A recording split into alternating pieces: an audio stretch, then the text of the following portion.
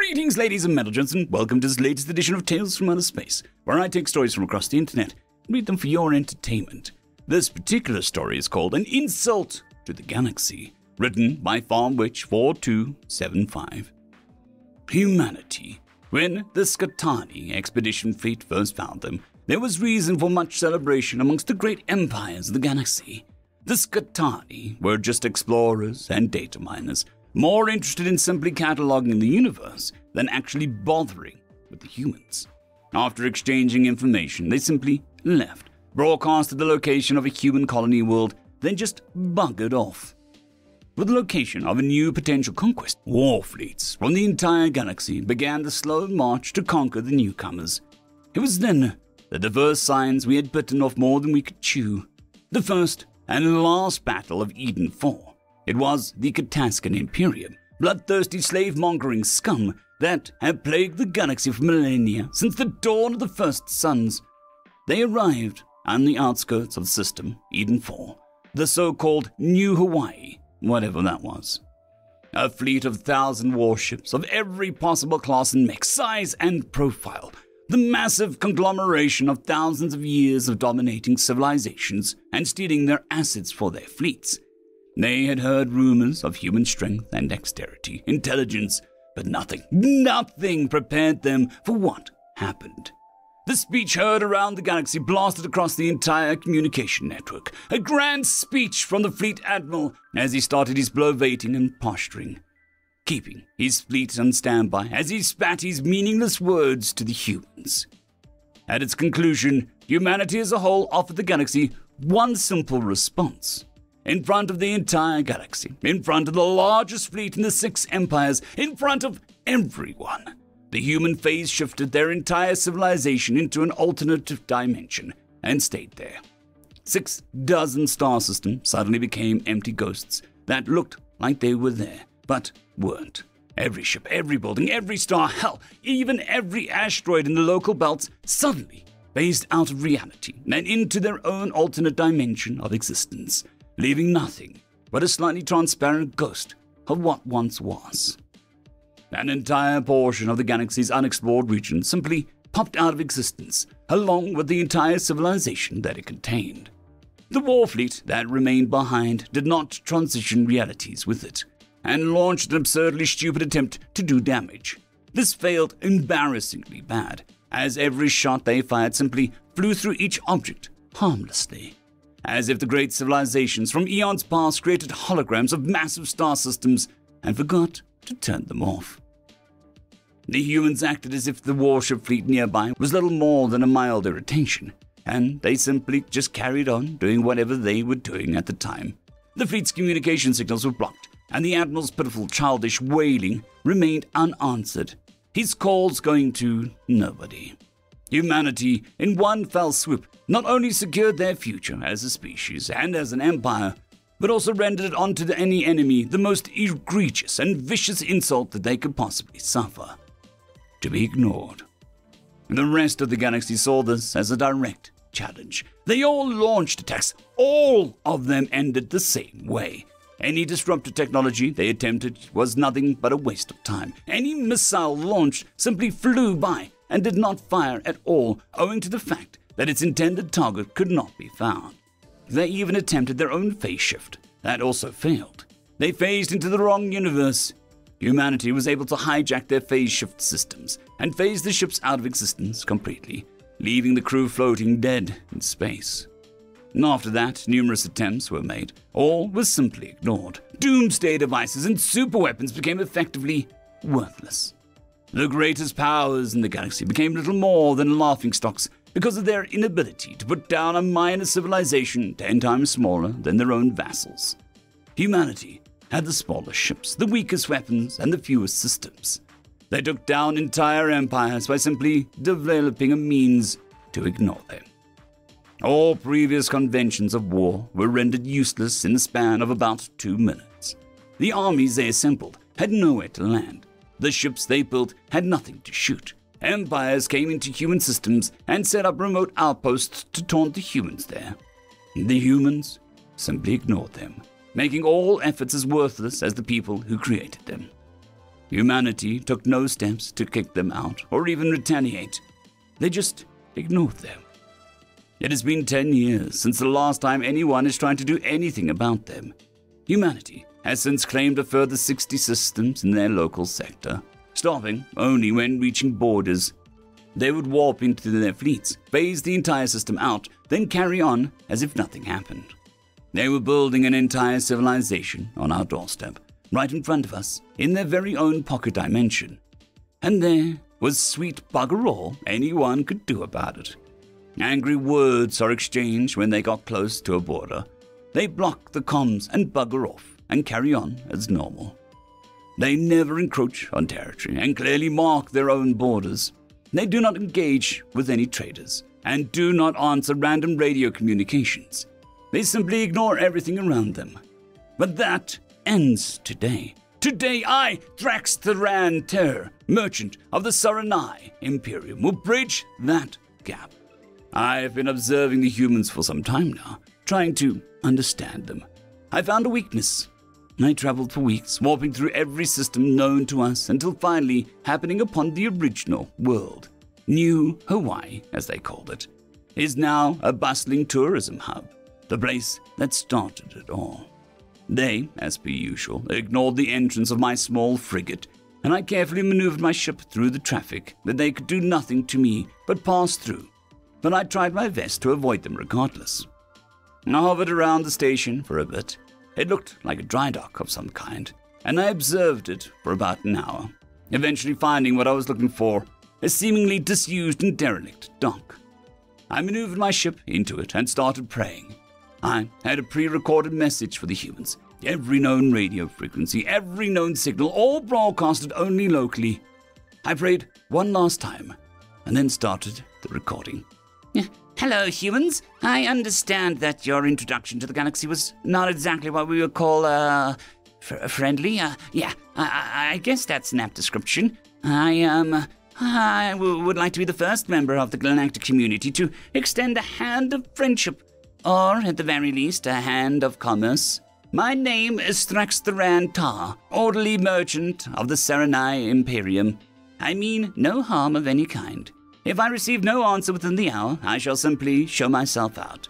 If parked in the wrong place, I apologize for the inconvenience. Thank you, and, have a nice day, I guess.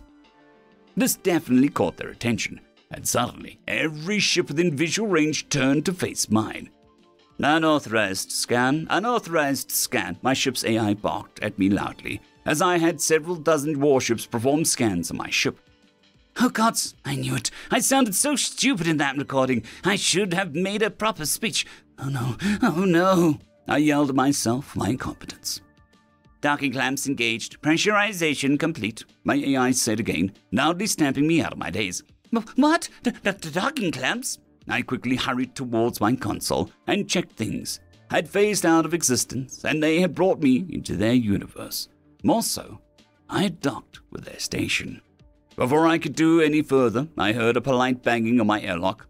Hello? Anybody home? Coming. Please hold on, I yelled out and scurried from my seat. I quickly staggered over to the door and equalized the pressure between the doors and opened it. 3 humans, a large, tall, dark-skinned one, 2 armor-clad ones behind him, and several pairs of eyes hiding from the other end of the passageway. Oh, hello. I was a bit scared, but I blurted out a greeting nonetheless. Hey, blue space elf, the tall, dark one said.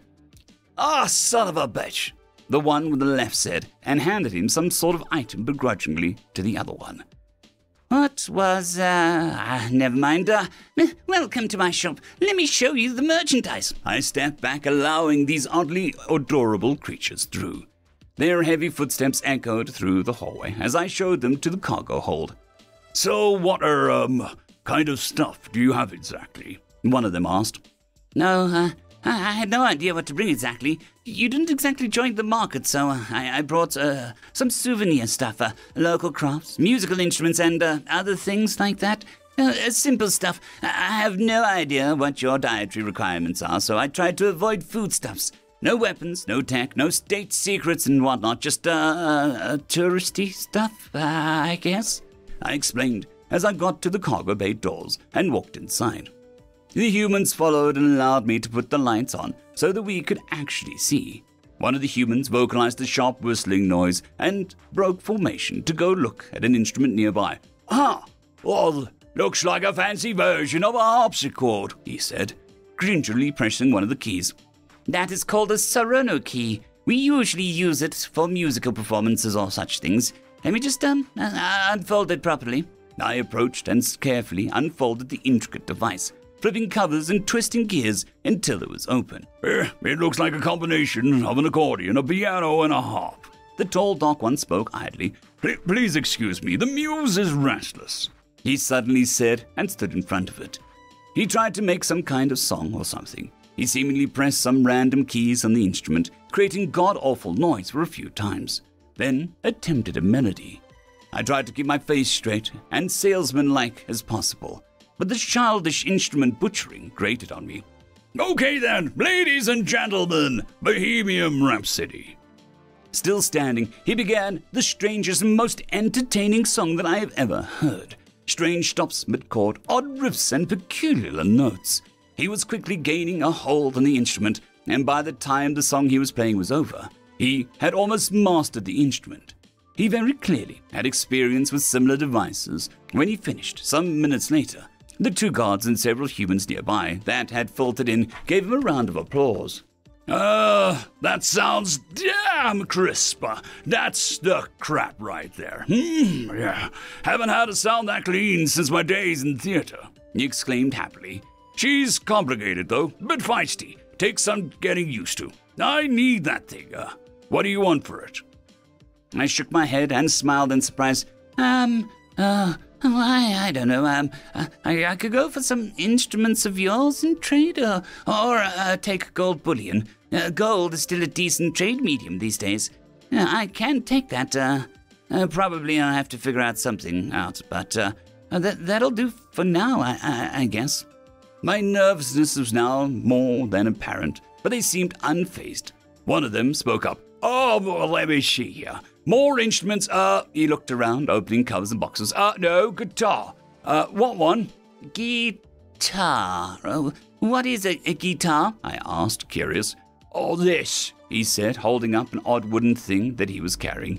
He moved it around and held it gently, then began to play a song on it. The sound of that immediately caught my ears. The Cass and I would love this thing. Oh my, that sound. Let me think. Is it okay to ask for three of those in exchange for the Soren key? I asked politely as I could. "Oh, yeah, sure. We have a music shop on the dock. I can go get some stuff you can try out." He smiled with a spark in his eyes. "I have a better idea," the dull, dark one said.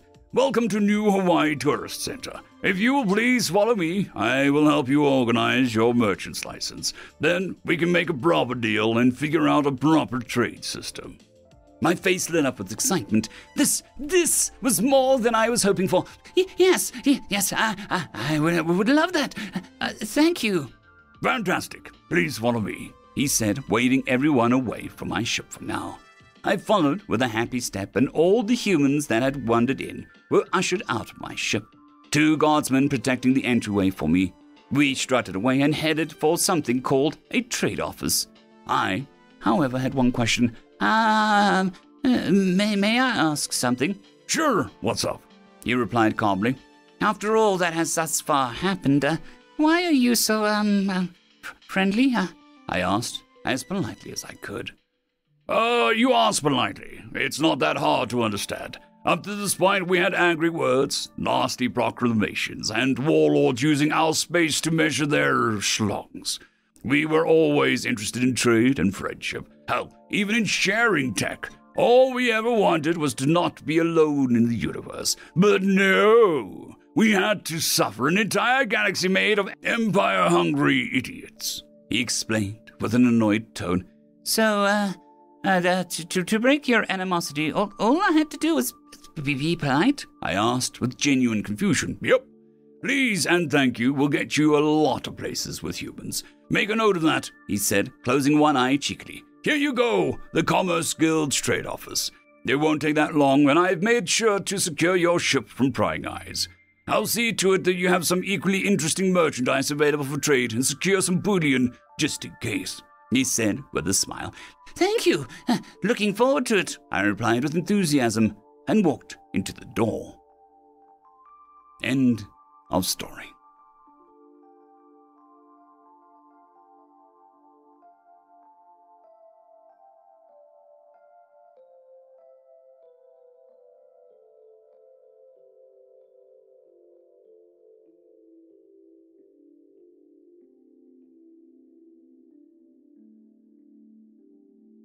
I would just quickly like to thank the T5 peeps: Dragon Soup, Cold War Boomerwaffen, Severin Cerberus, Red Panda 121, Leslie 517, Bushmaster 177, Caspar Arnold, Cam Maxwell, Sans the Skeleton, Lightjock, Dragzoon WRE, and Lord Azrakal. Thank you very much.